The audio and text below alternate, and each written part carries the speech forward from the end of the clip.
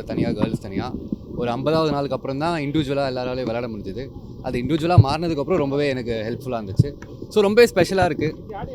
ஆனால் உங்கள் ஆடியன்ஸ்லாம் நீங்கள் தான் வந்து ஜெயிச்சு வெளியே வருவீங்க பார்த்தாங்க கப் அடிச்சுட்டு, ஆனால் வந்து டிசப்பாயின்மெண்ட் ஆகிடுச்சு. அதை எப்படி பார்க்குறீங்க? இல்லை, டிஸப்பாயின்மெண்ட்டுன்றதை தாண்டி முத்து நிஜமாவே ரொம்ப நல்லா விளையாண்டார். அவர் ஆரம்பத்துலேருந்தே ரொம்ப ஸ்ட்ராங்கான ஒரு பிளேயராக இருக்கிறதால அவருக்கு அந்த ஒரு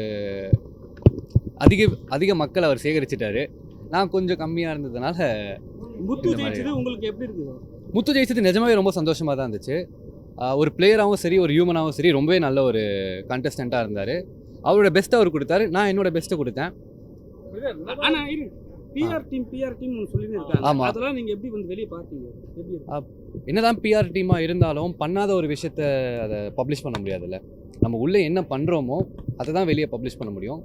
அண்ட் ஓட்டிங்கில் வந்து யாராலையும் எதுவும் பண்ண முடியாது. அது சேனல்லையும் ரொம்பவே ஸ்ட்ராங்கான ஒரு கன்ஃபர்மேஷன் கொடுத்துட்டாங்க.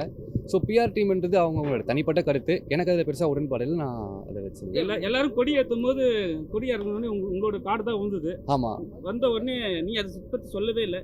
இப்போ இல்லை, நான் ஃபஸ்ட்டு ஃபைனலிஸ்ட் ஆகணும், கடைசி வரைக்கும் வந்துடணும் அப்படின்றதுல ரொம்ப டிட்டர்மைண்டாக இருந்தேன். அது கேம் தானே, கடைசியில் லைஃப் இல்லைல்ல. அதை தாண்டியும் ஒரு லைஃப் இருக்குது. லைஃப்பில் ரொம்ப சக்ஸஸ்ஃபுல்லாக இருக்கும்னு நினைக்கிறேன். அதுக்காக ரொம்ப சந்தோஷமாக தான் ஃபீல் பண்ணேன். அது பிக் பாஸ் ஃபைனலிஸ்ட்டாக 5th வந்தது ரொம்பவே சந்தோஷமாக தான் இருக்குது.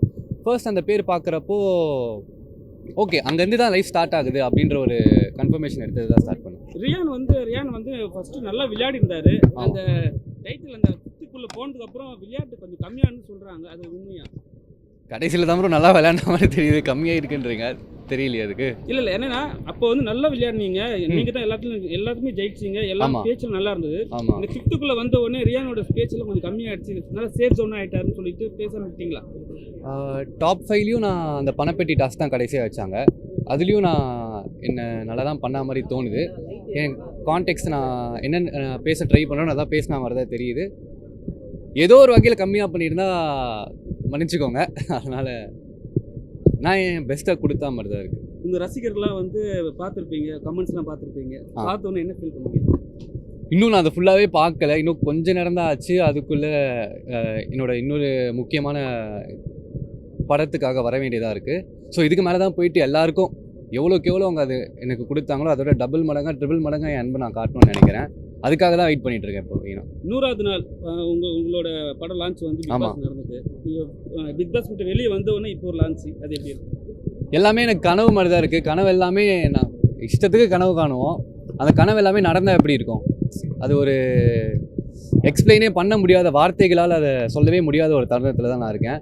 கடவுளுக்கு ரொம்ப நன்றி. என்னோட பேரண்ட்ஸ்க்கு ரொம்ப ரொம்ப ரொம்ப ரொம்ப ரொம்ப நன்றி. இந்த மாதிரி ஒரு தமிழ். ஆனால் இந்த கோவா கேங்கால தான் வந்து கொஞ்சம் ஆட்டம் கொஞ்சம்